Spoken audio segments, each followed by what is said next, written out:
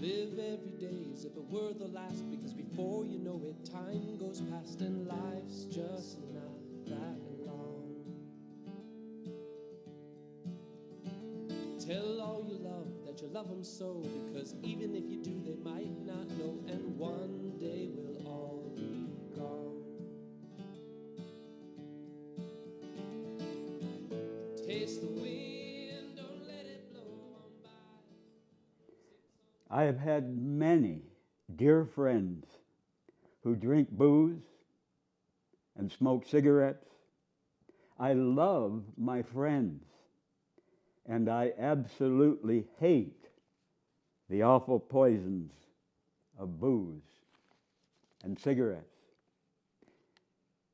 Here are some powerful testimonies. We can learn much from the mistakes and the misery of other people if our minds and our hearts are open.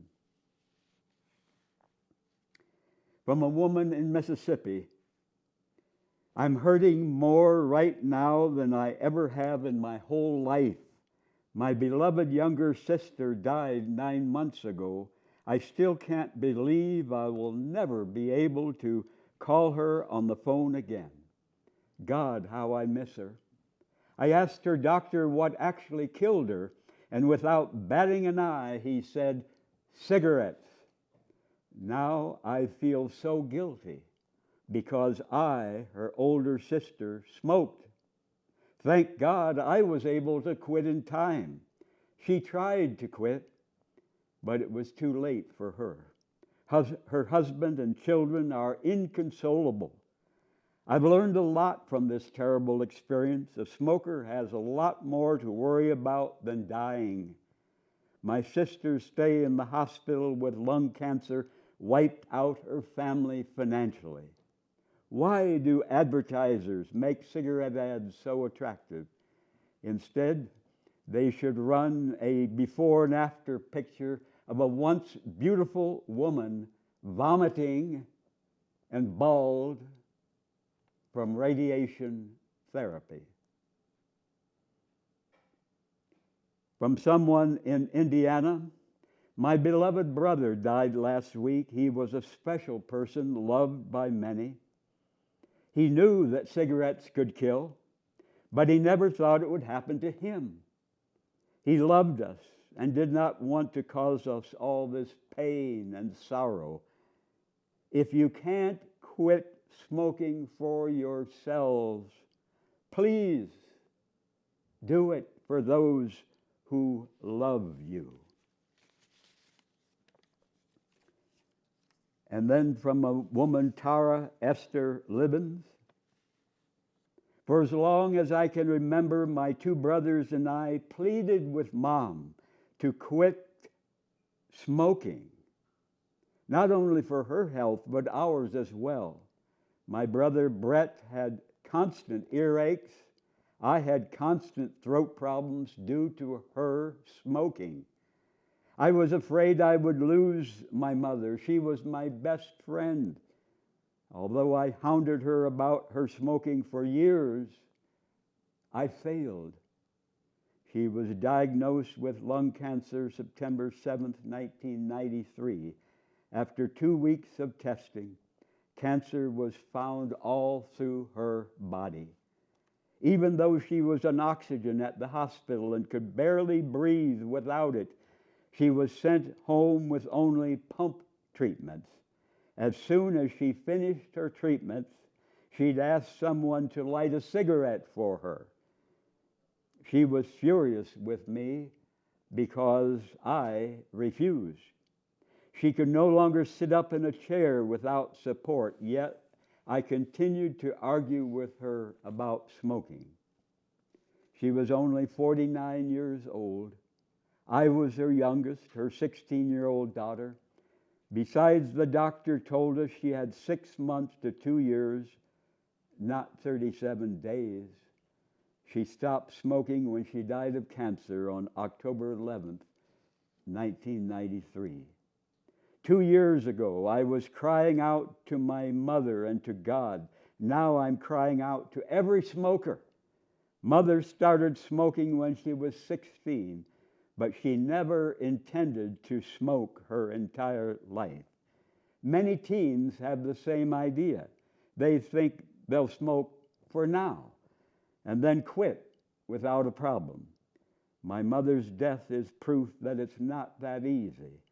If teen smokers could have seen what my mother went through, they wouldn't even start.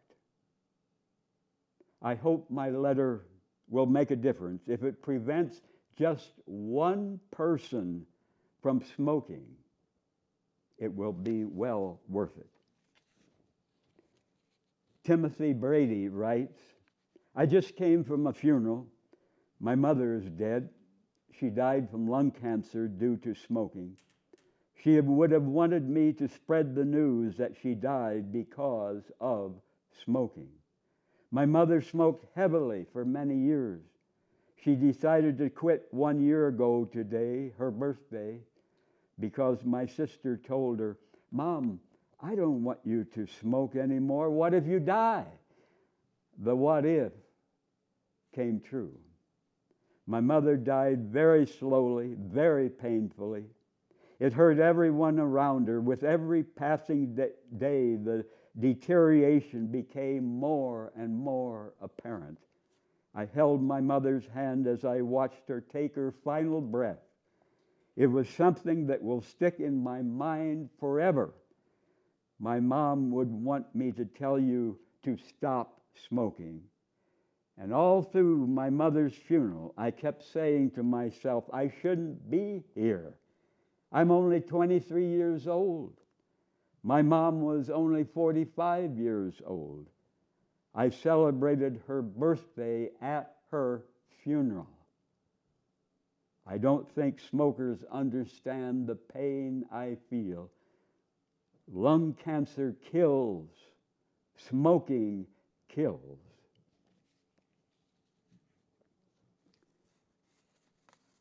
From Lillian in Florida. My late mother-in-law was a very heavy smoker.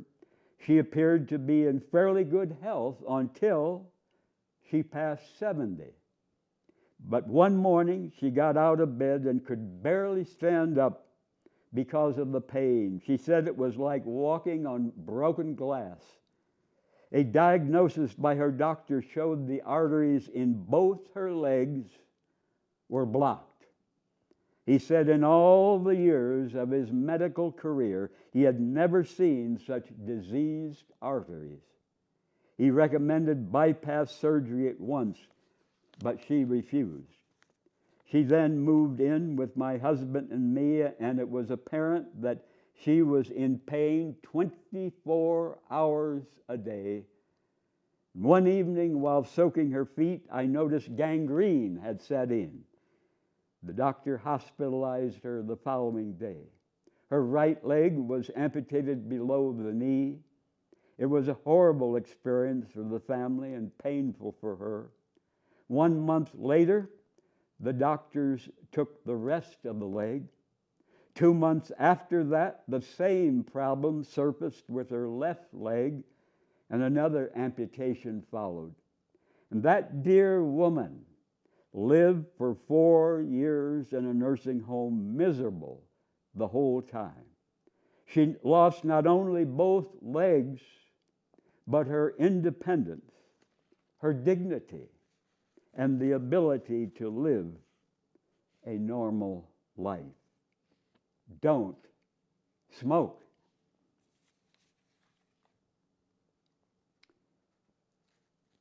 From Susan Ortez in Denver, I'm writing this letter in the waiting room of the intensive care unit of the Boulder, Colorado Community Hospital. My mother is on a respirator due to severe lung damage. She has asthma and smoked cigarettes for 50 years. And now she has emphysema and pneumonia. Before she was hooked up to the respirator, she begged me to help her. Now I can only comfort her and pray for her. For years, the family asked her to quit smoking, but it was something she couldn't or didn't want to do.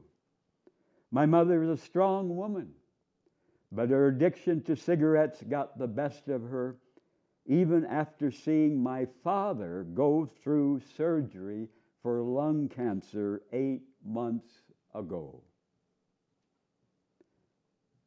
Later, she writes, I was interrupted when I started to write the above letter and am now able to finish it.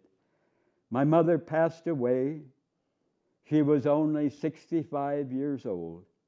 It's too late to save her now, but it may not be too late for some of your readers. And this is from a Dear Abby column. Smokers, please think about the pain and suffering you can cause yourself and your family by continuing to smoke. I don't have a mother now. My children, ages 12 and 18, don't have a grandma anymore.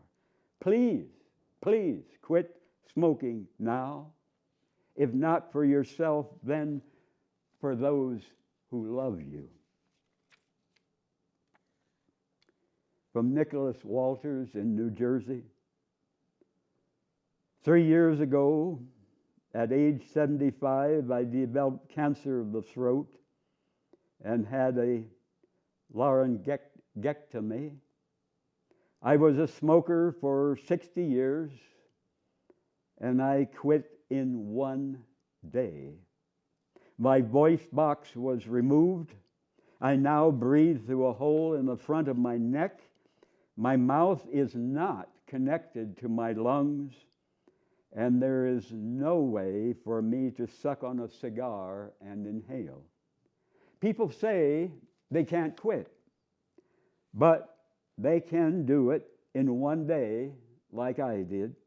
All they have to do is get a laryngectomy, and they will not only quit smoking, but they will have to speak using an electrical device.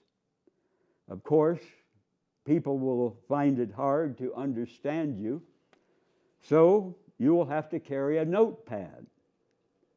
The biggest surprise was that I don't miss smoking. I could have stopped any time if only I had tried.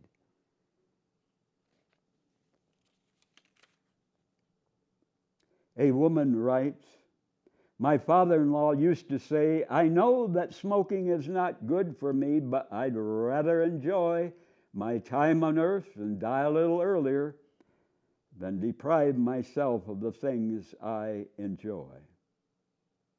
Unfortunately, Dad did not get very much more enjoyment because he had to have bypass surgery. And then he needed his artery stripped so his brain could get proper blood supply. And then they stripped his femoral arteries, not once, but twice. He continued to smoke 1 cigarette after another. And soon his leg got gangrene, and there wasn't enough artery to save, so they amputated his leg almost to his hip. Dad's other leg began to lose circulation, and his coronary bypasses were clogging. Fortunately, he died before they did any further amputations. Through all of this, Dad never deprived himself of the pleasure of smoking, but he deprived his family of having him around to celebrate his 60th birthday.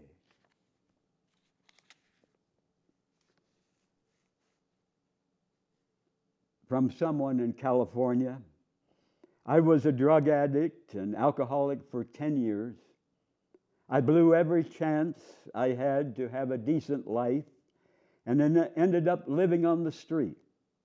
My family enabled me for too many years. And finally, they loved me enough to let me die in the street if that was what I chose to do. I hated them during that time. But now I understand how much strength it took for them to do what they did. And needless to say, I grew up fast. I am now 6 years sober and 1 year away from a master's degree in sociology. My life is full of wonder and triumph. All this was possible because my family was smart enough and strong enough to let me get my lumps and learn the hard way. And sometimes families and friends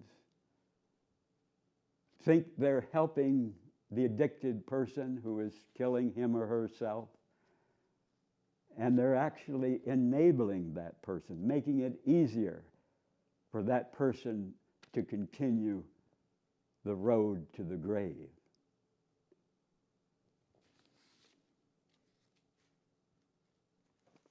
From Martha in New York. I have severe lung disease. I must use inhalers to get through the day. There are times when I cannot get a full sentence out because I am short of breath. If you are thinking I'm one of those smokers who's paying the price for my foolishness, please think again. I never smoked. However, I grew up in a home where my mother smoked a lot, and my father was never without a cigar in his mouth or in his hand. I married a man who smoked 3 packs a day. And after 11 years, we were divorced, and I married another heavy smoker. Secondhand smoke can be extremely hard on the lungs. I am living proof. I pose this question to anyone who is hooked on tobacco. If you don't care about yourself, what about your family? One of them could end up like me.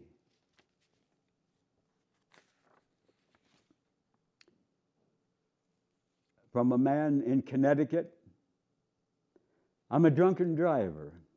And late one night in September, a police officer saw me run 2 red lights. She pulled me over to the side of a busy street. She arrested me for driving while intoxicated. I'd never been arrested before. I'd never seen the inside of a lockup or been fingerprinted. I felt degraded, humiliated. It was awful. I can only think that this stupid policewoman had no business hassling a respectable person like me. I'm writing this letter to publicly thank her for possibly saving my life and preventing me from causing the injury or death of others. In accordance with Connecticut law, my driver's license has been suspended for 90 days. I can't drive to work. I can't drive to do my marketing. I can't drive anywhere. And I can't stop thinking about all the other times I pulled up to my favorite bar, tanked up on a premium beer, and then became the self-designated driver from hell. Many times I don't remember how I got home. I can't figure out why I was never arrested before. Some might say my luck finally ran out. Actually, my good fortune is just beginning. And after several months of sobriety, I'm thinking more clearly, acting more responsibly than I ever have in my entire life. I'm taking it one day at a time. I now know that alcoholism is a powerful disease. Its deadliest symptom is denial. Lying to oneself that, oh, I don't have a problem. I now know that alcoholism is a powerful disease. Its deadliest symptom is denial. I had no idea I was an alcoholic. I thought I was simply a misunderstood guy who drank a little too much, but not enough to get into trouble. Members of my family are still confused by my former behavior. And even though they saw me when I was loaded, it never occurred to them that I had a serious problem. Continuous recovery means I won't be drinking an alcoholic beverage for the rest of my life.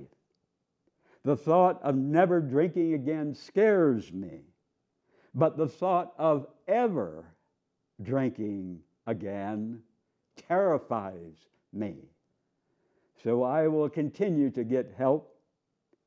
I now have the strength and clarity of mind to ask for help.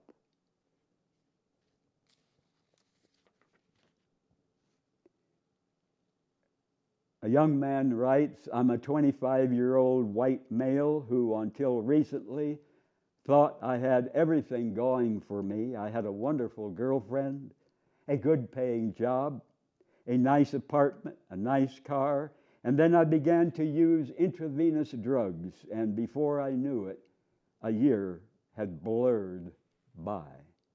And today I've lost everything.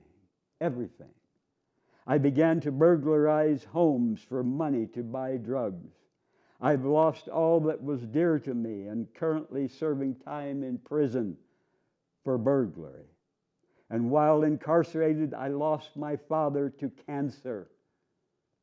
And the hardest thing I've ever had to do was walk down that church aisle to pay my last respects to my father, escorted by 2 guards and in shackles and handcuffs. Dad was always there for me, but I couldn't be there for him in his last days. Also, I found out that I have AIDS from using someone else's needles, and I don't know how much time I have left. I want to run to every teenager. I want to grab them and scream at them. Never, never touch drugs.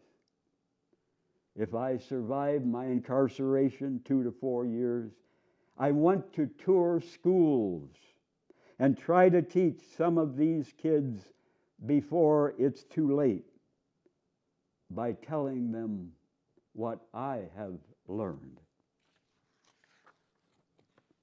Years ago here in Albuquerque, Paul Garcia buried his brother, and the same day, Paul's own wife and children left him after his brother's funeral. And the next day, Paul drank much tequila and beer. He was very depressed. His brother had died. His wife and children had left him.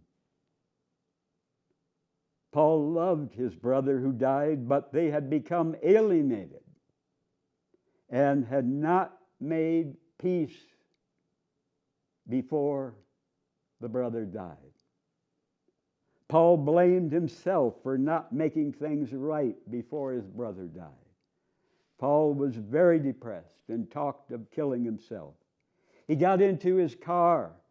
He drove and crashed, killing a mother and daughter.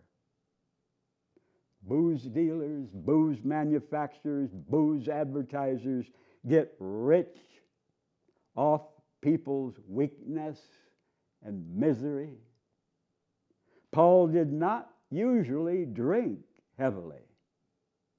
He never before had a ticket for driving under the influence.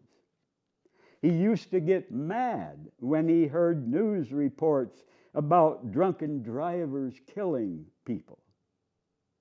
And if anyone had told Paul Garcia 2 weeks before that he would kill a mother and daughter, he might not have been able to believe it, saying he would never be that stupid, never be that crazy, never be that cruel. But we all we all are weak in different ways at different times in our lives. And we can learn from Paul's tragedy. Booze is not the answer. Drink no booze. And remember, if you're depressed, booze makes you more depressed. It's a depressant. And we all need to apologize and reconcile, forgive and ask forgiveness. Life is uncertain for all of us. Grudges poison our souls. And forgiveness does not mean pretending what the person did wrong was okay. Forgiveness does not mean pretending what the person did wrong was no big deal. Forgiveness does not mean pretending what the person did wrong did not hurt us. Forgiveness means admitting to myself that in the other person's situation, with their pressures, I too might have done the same bad thing they did to me. Forgiveness means wanting to set the person free from my hate, from my grudge, free to change in the future. Forgiveness means wanting that person to change, really wanting that person to change, and are possibly becoming friends someday.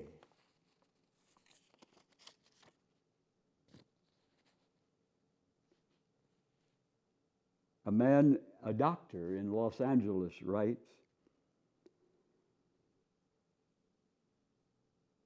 I'm writing in response to controlled and trapped the 18-year-old woman who was forbidden by her mother to visit Tom in Tennessee until she took a chaperone.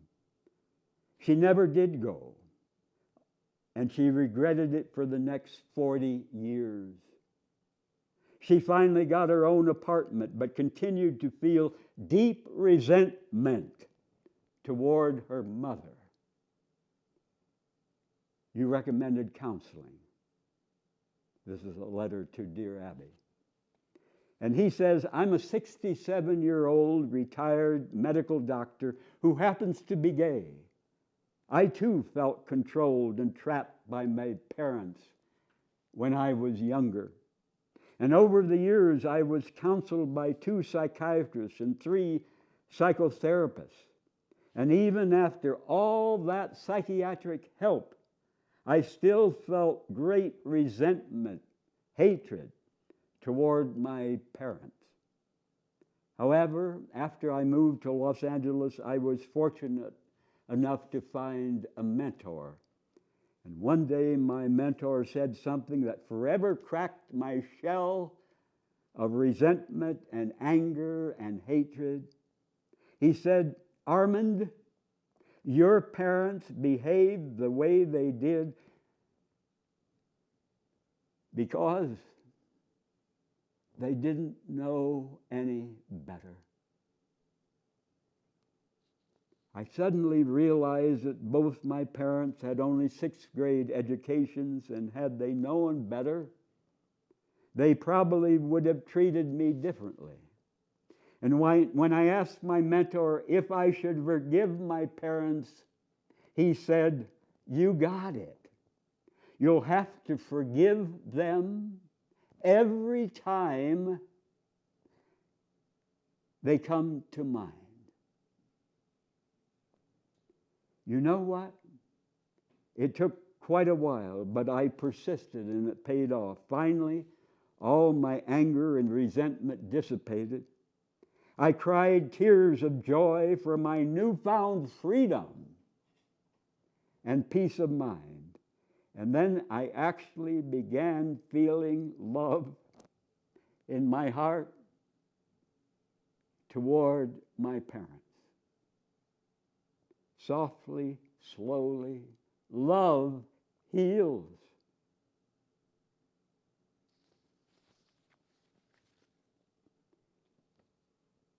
Dear Abby, your column on forgiveness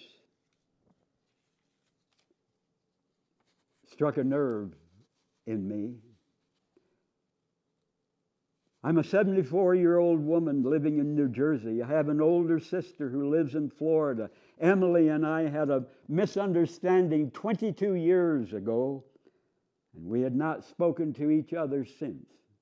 And when I read your column on forgiving, I called Emily in Florida, but her number had been changed. So I called a mutual relative who gave me her number, and while wiping away the tears, my telephone rang. You guessed it, Emily. She had read your column in the Fort Lauderdale News. The power of your column is awesome. Dear Abby, I was more than inspired by your column on forgiveness. I've spent at least 30 of my 42 years hating my mother, who is no longer living. She was unspeakably cruel to me all my life. Your column isn't long enough to print all the abuses I suffered at her hands. After reading your column, I was able to say, I forgive you, Mama. Dear Abby,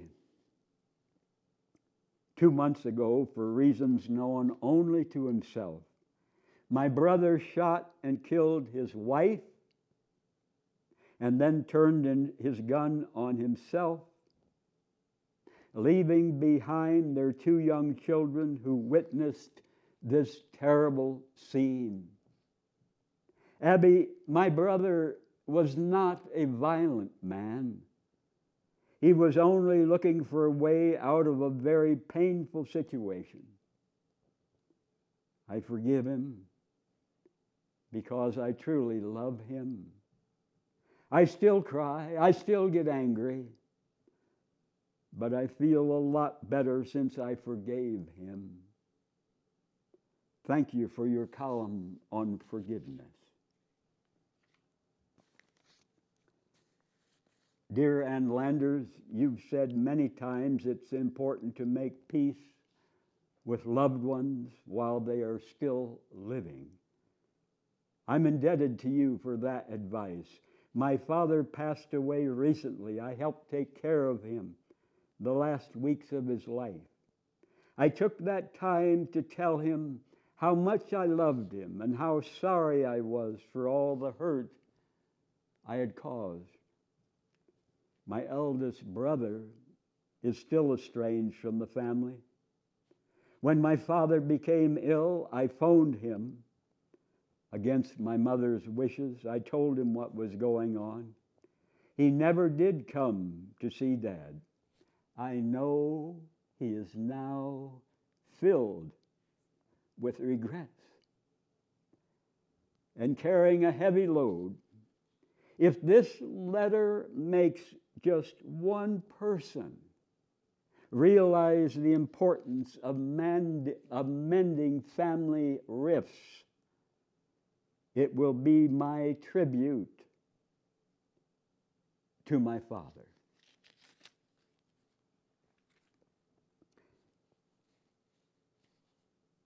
A woman writes, I've suddenly become aware that the years are flying by. Time somehow seems more precious. My parents suddenly seem old. My aunts and uncles are sick. I haven't seen some of my cousins for several years. I love my family, but we've grown apart.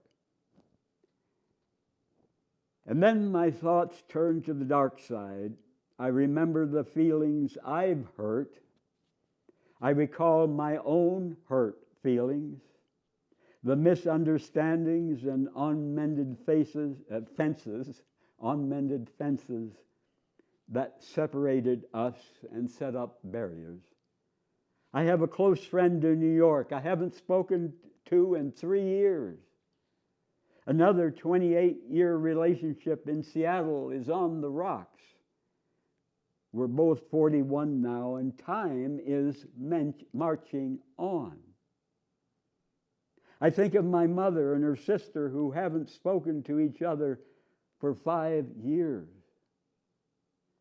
As a result of that argument, my cousin and I haven't spoken either. I don't know if she has children. Neither of us has met the other one's husband. What a waste of precious time. I'm sure millions of people could tell similar stories. Wouldn't it be terrific if a special day could be set aside to reach out and make amends, to build a bridge to the people we've become alienated from, people who were once close to us? We could call it Reconciliation Day, and everyone would vow to write a letter or make a phone call and mend a strained or a broken relationship. It also could be a day on which we would all agree to accept the olive branch extended by a former friend.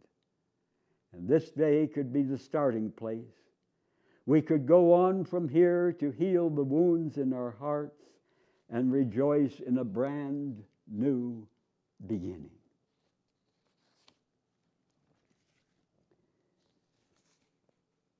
Carol Byers' husband, James Hapney, was shot in 1977 by his mother's next-door neighbor.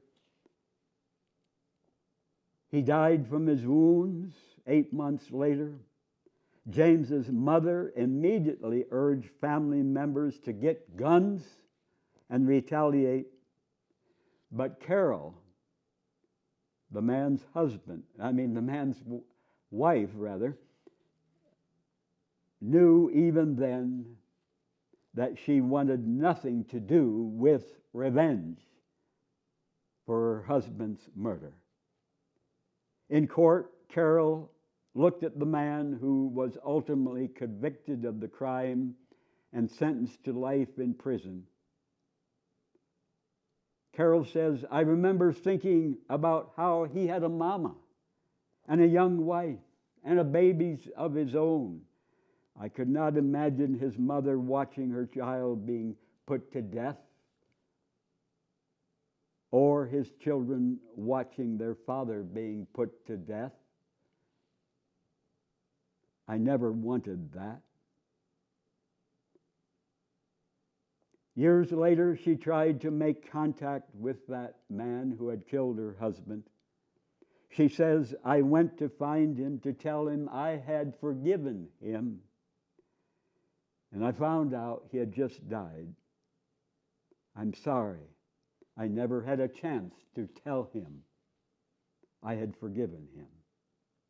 And Carol says we are told so many times that we're not supposed to forgive, that when people do horrible things to us, we should do something just as bad in revenge. But those of us who know better, those of us who know the power of forgiveness, need to speak up. And every chance we get, we need to challenge the mentality that compassion is a weakness. Compassion is the toughest thing of all, but it's the only thing that works to restore peace in our lives.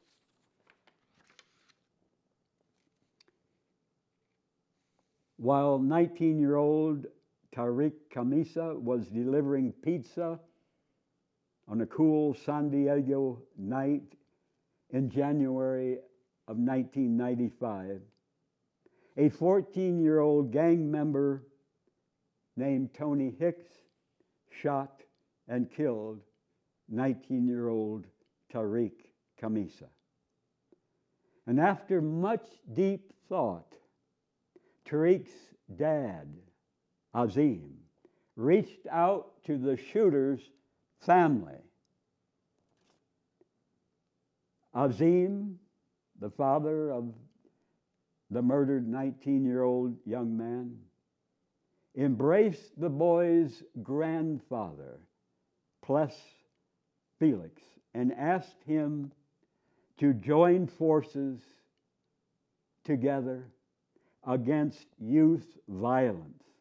And out of that remarkable union, the Tariq Kamisa Foundation was born, whose mission is to stop children from killing children, to break the escalating cycle of youth violence, to plant seeds of hope for our children's future. The programs of the Tariq Kamisa Foundation in San Diego schools use the power of forgiveness, love, peace, to empower kids and teach them that they have the ability and the responsibility to choose non-violent solutions to problems. Azim, the father of the murdered 19-year-old young man, says, "From the onset, I saw victims on both ends of the gun. My son, Tariq, a victim of his assailant, and that assailant, Tony, a victim of society. A society that you and I help create and must take responsibility for. I therefore take my share of responsibility for the bullet that took my son's life. And so should every caring American." Sunny Jacobs, a woman, spent 17 years in prison in Florida, including 5 of those 17 years on death row for murders she did not commit. And when she was proved innocent after 17 years in prison and 5 of those on death row, and after she was released, it was too late for her common-law husband, Jesse Tafero, who had been already executed for those same crimes, even though he too was innocent.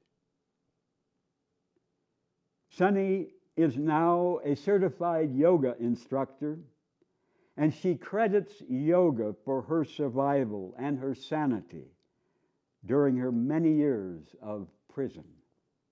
She presents workshops across the country on survival yoga, where she shares the techniques she used to turn her solitary confinement cell into a sanctuary.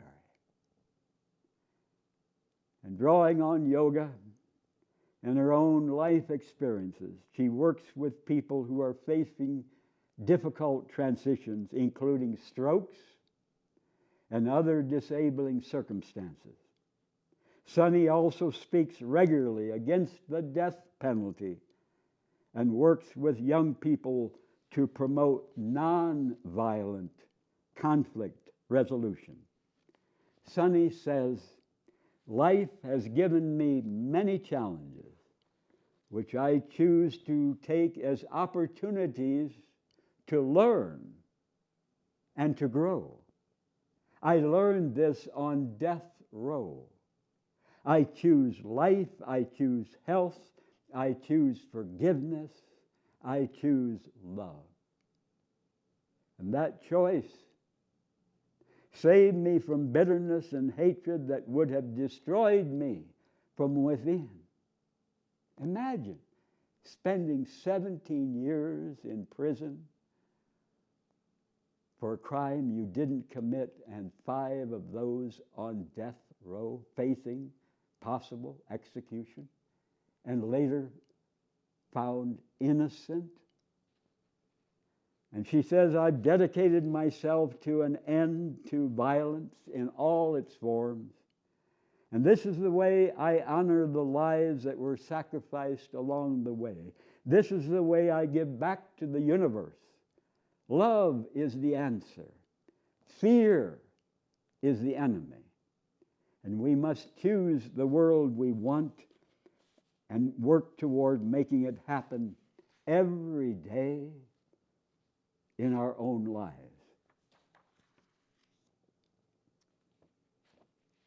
Julia's mother, Jill Connolly Oberweis, was murdered in her home in Aurora, Illinois, October 1st, 1993, by 2 men, Don Lippert and Edward Tenney. Don Lippert confessed later, pleaded guilty to the murder of Julia's mother. And after the trial, Julia wrote Don, her mother's killer, a letter telling him that she forgave him and with his permission hoped to meet him someday. And accompanied by Don's mother, Julia found the strength to go to Stateville Prison there in Illinois and sit with the man who killed her mother.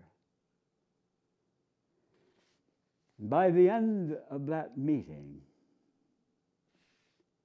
they were holding hands and crying together. Julia has used faith to help transform the horror of her mother's murder into an opportunity to practice forgiveness and love. She says the murder changed everything in her life, including her work. She worked for years as a volunteer in the prisons, teaching classes, helping prisoners to grow spiritually and to make changes in their lives. And Julia says, our enemies are our greatest teachers.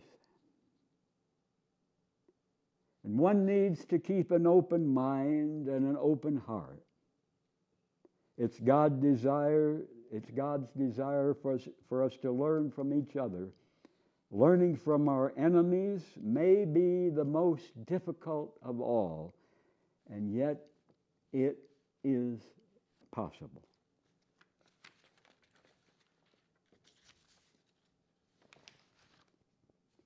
And I, Don Schrader, have stated in my will that if someone kills me someday, I ask my friends, I ask my family to offer forgiveness and friendship to that person or persons. And again, forgiveness does not mean pretending what the person did wrong was okay.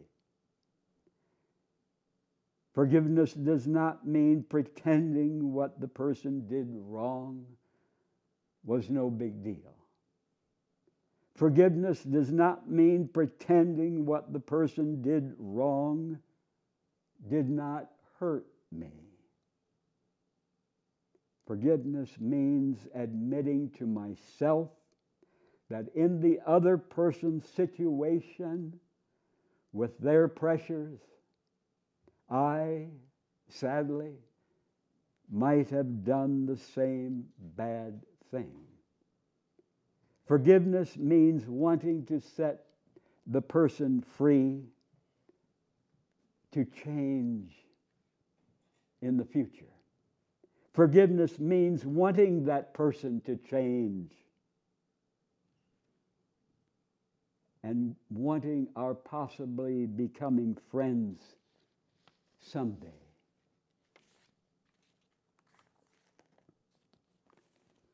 Walt Whitman, who lived in the 1800s, was one of the most famous poets ever in the United States. In his Leaves of Grass Calamus collection of poems, he tells us of his strong romantic attraction to men. He knew that most, if not all, men could enjoy being in love with men. Here are some of his poems about his strong romantic attraction for men. When I heard at the close of the day how my name had been received with plaudits in the Capitol, still it was not a happy night for me that followed. And else when I caroused or when my plans were accomplished, still I was not happy. But the day when I rose at dawn from the bed of perfect health, refreshed, singing, inhaling the ripe breath of autumn, when I saw the full moon in the west grow pale and disappear in the morning light, and when I wandered alone over the beach and undressing bathed, laughing with the cool waters and saw the sunrise, and when I thought how my dear friend, my lover, was on his way coming, oh, then I was happy. And oh, then each breath tasted sweeter, and all that day my food nourished me more, and the beautiful day passed well. And the next came with equal joy, and with the next at evening came my friend. And that night, while all was still, I heard the waters roll slowly, continually up the shores. I heard the hissing rustle of the liquid and sands as directed to me, whispering to congratulate me for the love, for the one I love most, lay sleeping by me under the same cover in the cool night. And in the stillness, in the autumn moonbeams, his face was inclined toward me, and his arm lay lightly around my breast. And that night, I was happy. Another poem from Walt Whitman about his strong romantic attraction to men. This moment, yearning and thoughtful, sitting alone, it seems to me there are other men in other lands yearning and thoughtful. It seems to me that I can look over and behold them in Germany, Italy, France, Spain, or far, far away in China or in Russia or in Japan, talking other dialects. And it seems to me if I could know those men, I should become attached to them as I do to men in my own lands. Oh, I know we should be brothers and lovers. I know I should be happy with them. Another of his poems, Recorders Ages Hence, come, I will take you down underneath this impassive exterior. I will tell you what to say of me. Publish my name, hang up my picture as that of the tenderest lover, the friend, the lover's portrait of whom his friend, his lover, was fondest, who was not proud of his songs, but of the measureless ocean of love within him and freely poured it forth, who often walked lonesome walks thinking of his dear friends, his lovers, who pensive away from one he loved often lay sleepless and dissatisfied at night, who knew too well the sick, sick dread, lest the one he loved might secretly be indifferent to him, whose happiest days were far away through fields, in woods, on hills, he and another wandering hand in hand, they twain apart from other men, who oft as he sauntered the streets, curved with his arm the shoulder of his friend, while the arm of his friend rested upon him also. Another poem, when I peruse the conquered fame of heroes and the victories of mighty generals, I do not envy the generals, nor the president in his presidency, nor the rich in his great house. But when I hear of the brotherhood of lovers, how it was with them, how together through life, through dangers, odium, unchanging, long and long, through youth and middle and old age, how unfaltering, how affectionate, how faithful they were, then I am pensive. I hastily walk away filled with the bitterest envy. That shadow, my likeness, that goes to and fro, seeking a livelihood, chattering, how often I find myself standing and looking at it where it flits. How often I question and doubt whether that is really me. But among my lovers and caroling these songs, oh, I never doubt whether that is really me.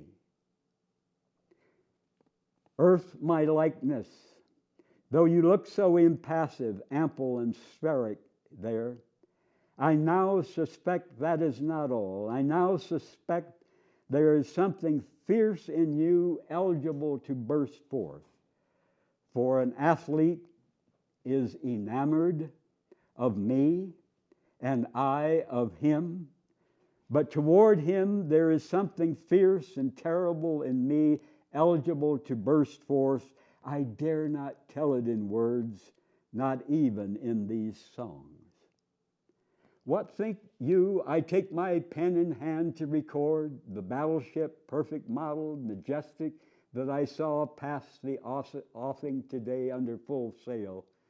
The splendors of the past day, or the splendors of the night that enveloped me, or the vaunted glory and growth of the great city spread around me? No, but merely of two simple men I saw today on the pier, in the midst of the crowd, the parting of dear friends, the one to remain hung on the other's neck and passionately kissed him, while the one to depart tightly pressed the one to remain in his arms.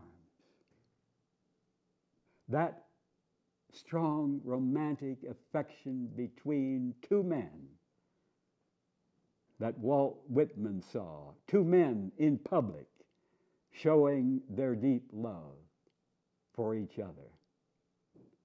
These poems from Walt Whitman, one of the most famous and beloved poets in the United States history, about his strong romantic attraction for men.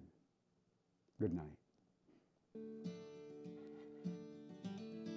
Live every day as if it were the last, because before you know it, time goes past and life's just not that long.